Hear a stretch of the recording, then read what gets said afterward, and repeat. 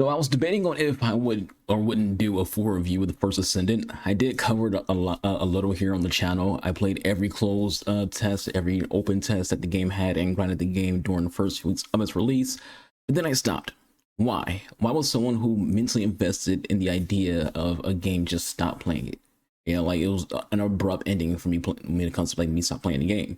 Well, we'll talk about, that, and you can consider this a review in progress if you want to, as this is a live service game. So 5 months from now, they could, change this game to be something entirely different in the way it works, the way the grinding works. And a lot of things that I complain about might be different, come February or come freaking, the summertime than what it is right now and be making this video. So everything I say should be taken with a grain of salt for being at the time of this video, script, not necessarily, if you see this video, in next August and you're like, well, they did this, and this, they changed all this, like, that doesn't matter, when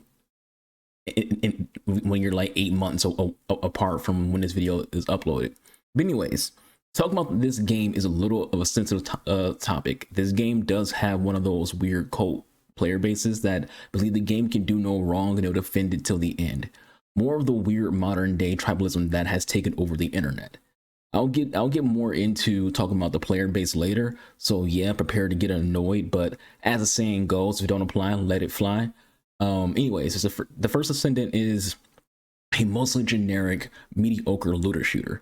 Its story is white noise, but can easily be interesting, with actual cutscenes, more cutscenes, and not the awful stand in front of someone while they boringly talk at you.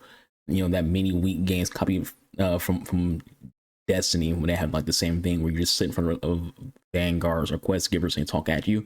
That's not to say that this form of dialogue dubbing can't be done well, because Fallout 3 did it well, New Vegas did it well, Skyrim does it well.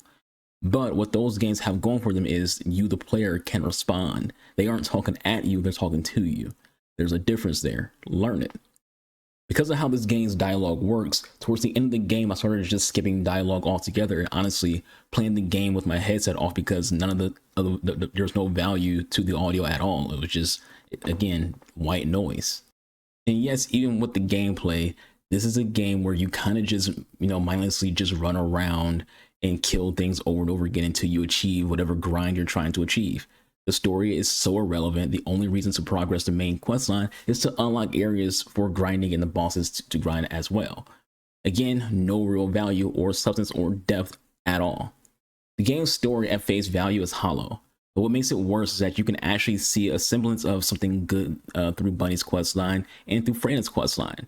Both of these characters' questlines are intriguing. Their voice acting is actually pretty good. And cutscenes where where everyone gathers together for like Bunny's birthday, and a lot of cutscenes with Freya's storyline are actually, like I said, they're intriguing. They're not bad.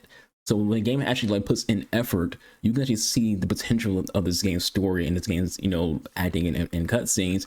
But for the most part, that's not what you experience with the entirety of the game. It's just these small, character quest lines that are being stretched out. They're being drip fed to you because they want to release these in tandem with like new ultimate skins. But outside of those two characters, no other characters have that same treatment. First Descendant is unoriginal. It's Nexon, a known greedy company, having their developers combine Warframe and Destiny's concepts and the idea together and top it off with waifu skins.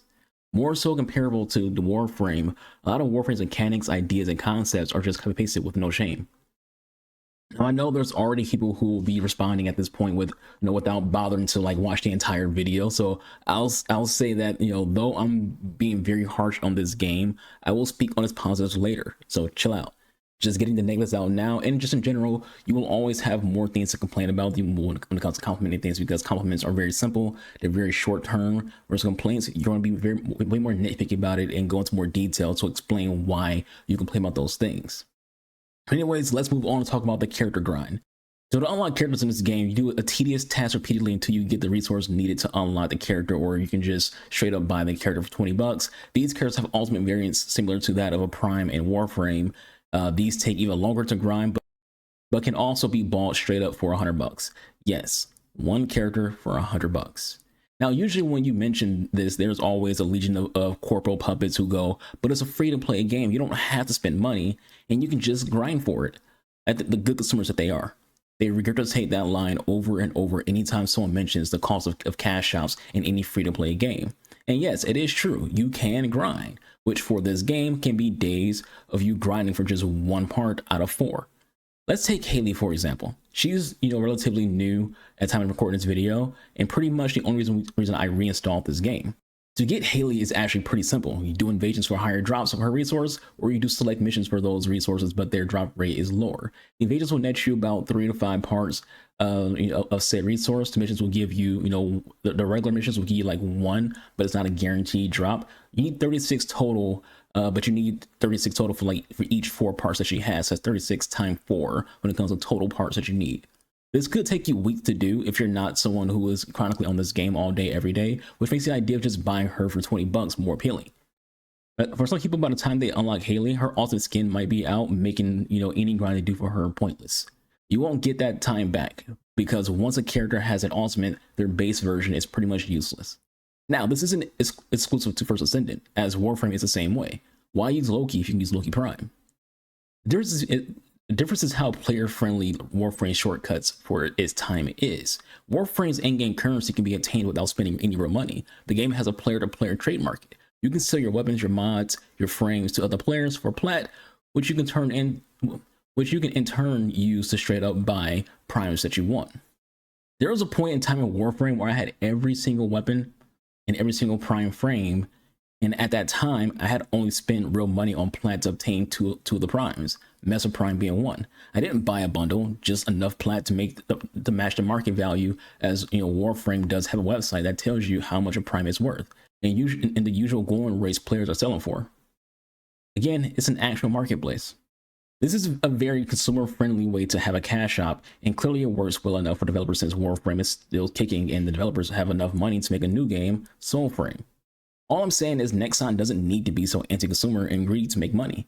Whales will be whales. They will still spend large sums of money because they want to and they can. They have the resources. Even with what I said about Warframe's market, there are still whales who buy every single prime access that comes out and always buy plat regardless. Even people who aren't whales will still spend money here and there. But again, it's Nexon. This game is designed to irritate you into spending money, which doesn't work on me. If I'm not getting what I want out of a game, I just stop playing it, and I did. This game's grind was too much in comparison to other looter shooters. There was a character I wanted, but it was taking entirely too long, and I was so bored of doing the same missions over and over again, so I just stopped playing the game. Grinding isn't all that bad when it's varied and fun, but when it's just doing the same mission 36 times, and then go to another mission 36 times, then go to another mission 36 times, and so on, the end result isn't okay. I'm not one of these people who's like, oh, okay, fuck it, I'll just go spend the money if the grind is getting too much. I'll just go play something else. I don't mind. I'm not a victim of sunk cost fallacy or FOMO. All right, I spent a lot of time basically being negative and, nothing but being negative. It may sound like I'm just a hater, but I'm not. If I was someone who just hates this game, I wouldn't make this video. I wouldn't have made any videos about this game beforehand. I wouldn't have played all those closed tests nor open tests. I wouldn't have, begged my friends to get this game a try. Clearly, I like something about this game. The game, when you log on for the day, is fun. It doesn't stop being fun until you hit a fatigue wall from how repetitive and tedious the game is. That wall can be different per gamer. For some, that can be 4 hours. For some, that can be 10 hours. But for this video, this is for me, my experience, and my opinion. Everything I say is subjective. I do not parade on my channel as if everything I say is an objective fact. It's all an opinion. So for me, that fatigue wall depends on what it is that I'm doing. If I'm just playing the game, leveling, progressing any, leftover side quests, I can play the game for 8 hours. If I'm, tasked with repeating the same mission over and over again, I might stop at the 2 hours, maybe 3. But again, the point is, it's fun. The player movement is just right. The gunplay is just right. The abilities for each descendant I've used, all good.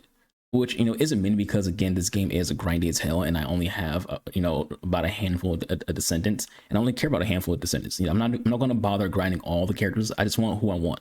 That's it. I don't care about getting everyone. I just want who I want. This is like Warframe. Warframe, I want all the primes. But it's easy to access those. Whereas in this game, it's just too grindy, so I just don't care. I'll just get who I want, and then ignore the rest exists. But outside of that, the game is enjoyable. It's a very, very enjoyable game when you're not hitting that fatigue wall. The character designs, ignoring the obvious immature, third skins, are very good. There isn't a single descendant I don't think looks cool.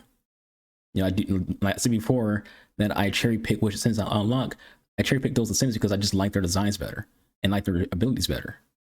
But all of them are good designs. Even some NPCs look cool. Which, going from there to like the actual features of the game, it is visually a nice game. It won't blow you away, but the graphics are nice. The design of each dungeon is pretty varied, though the boss encounters in them are forgettable, and a lot of them are tedious and uninteresting, and quite long than they need to. I would say it's about a good boss fight is you want to make sure your boss fight doesn't overstay its welcome. You want to make sure your boss fight has like that right length to it and that right amount of difficulty and player engagement for the fight, to where the player feels satisfied doing the boss and they don't mind having to do it again. Because again, this game, you have to repeat missions. So you want to make sure that this boss encounter, is varied, but also make sure that the boss encounter isn't annoying. There's some bosses in the game where it's just like, who cares? But it's like, I'm going to do this and then probably just not even freaking like do another encounter because this fight, it takes too long, or, usually if you're playing with other people, it's a mess. But again, going back to some things that are positive about the game, like I said, I uninstalled the game, then reinstalled it because I wanted to get Haley, because I want characters who I like, and I like her design, not for the reason you think. I just like the combat look that she has when it comes to her outfit. Again, not for the reason that you're thinking. I'm not one of those people. But also I like snipers. I'm a very big fan of snipers, and her base ability is sniping. And it just plays into her character very, very well. So I did reinstall the game, and at the same time they did, because I uninstalled the game twice. I uninstalled the game before they came out with matchmaking for invasions, because I was just tired of it. I was like, I'm not going to freaking just sit here and grind, all this for Haley. So I just uninstalled the game again. Then they came out with the update where they added matchmaking to invasions, and I was like, cool. So it made it even easier to get Haley, and it was all good. I've already put in like 2 freaking catalysts on her. I was enjoying myself again because I had a new character who I can, build craft around and enjoy and have fun with. But again, at some point, as you always will, you hit that fatigue wall. And I got to the point again, I was like, you know what? I'm kind of bored again. Because I'm just doing the same missions over and over again. And it's just basically just trying to max out Haley, which isn't necessarily a bad thing, but it's like, I would want to do it with actual content to do it with. So again, I uninstalled the game. Why? Because it's not hard to like understand the concept of you want to play a game as fun, not a game that feels like a job. And that's kind of the issue with modern gaming right now, is that a lot of games feel like jobs. You get on, do your daily task, then you get off. You're doing homework. You're playing games, doing homework. You're not having fun. And when I start having fun with games, I uninstall them. It's kind of like with Destiny. I always uninstall Destiny once I finish whatever the new content is. Let's say a new expansion comes out, do the new expansion, beat it all, uninstall the game. Because at that point, it's like, I don't really have anything else to do. Because I'm not trying to achieve anything other than complete the story. I don't care to grind for whatever the new weapons are, because I have my favorite weapons and I'm going to keep using those. Same things like Black Desert. Black Desert come out with a new character. I'll install the game, get the new character, play the new character a bit, uninstall the game. So same thing comes here. Like when they added another new storyline, because other than Haley, the big thing that got me playing this game again was the Freyna quest line, which is very good, by the way. I really enjoyed the Freyna quest line. Again, there's positive to this video and there's positive to this game. So the Freyna quest line was very, very good, but also how you interact with the Freyna quest line and the online Freyna shop was also a nice touch. That pretty much gave you free rewards for just playing the game, and that was really, really nice, and really enjoyed that. So other than getting Haley, that Freyna quest line was very enjoyable. I really liked that. I want more of that. So the next time I play this game will probably be when they add more of that, another quest line for a descendant, which in turn will actually get me to want to play as other descendants. Like let's say they come out with a storyline for like Esma, whatever his name is. That will make you want to go unlock him so I can do that quest line. Because in order to do those quest lines, you have to have that character. But again, this game drip feeds content, so it just takes a while to get to those points. At the end of the day, the First Descendant has potential to be a good game. It just needs more. You know, it needs more content, it needs more variety, it needs a better system of grinding, and not the way that it does it. It needs better drop rates. Nexon has been, you know, under the gun for lawsuits for lying about their percentages on the drop rates. It's like, you don't have to have bad drop rates to, you know, have engagement. You can retain players by just having a good video game. You know, like, it's not that hard. Just make a good video game with good content. People will play. There's games that I've been playing for freaking 20 years. They have no, some games don't even have new content, but I keep replaying them. Why? Because they're just good games. Make a good game, people will play. Even when it comes to like spending money on microtransactions, I'd be more inclined to spend money on microtransactions in this game if I feel like the game was worth it, but I don't. You know, if I gave this game a review score, probably like a 6 out of 10. Because it is a decent video game. It is a solid video game, but it has a lot of issues, things that I don't enjoy, don't have fun with. You know, I'd rather play Warframe. I'd rather play Destiny. At the end of the day, this is a game where, for the most part, the people who play it the most are just people who are just stroking off their meat to the skins that the female characters have in this game. Not to say there's no one who plays this game that like actually enjoys it from beginning to end, but I feel like there's very few people who actually like love this game in every aspect that it has of it, because this game is very, very flawed. Very, very flawed, and can get very boring very easily. But anyways, that's it for me. That's it for this video. Thank you for watching. Hope you enjoyed it. Catch you guys on the next one. Being boy, AnubisArchangel, also known as SoTArch, and the talent of YouTube. I'll see you guys. Y'all stay safe. Be kind. So that's free. Be kind. I'm out of here. Deuces.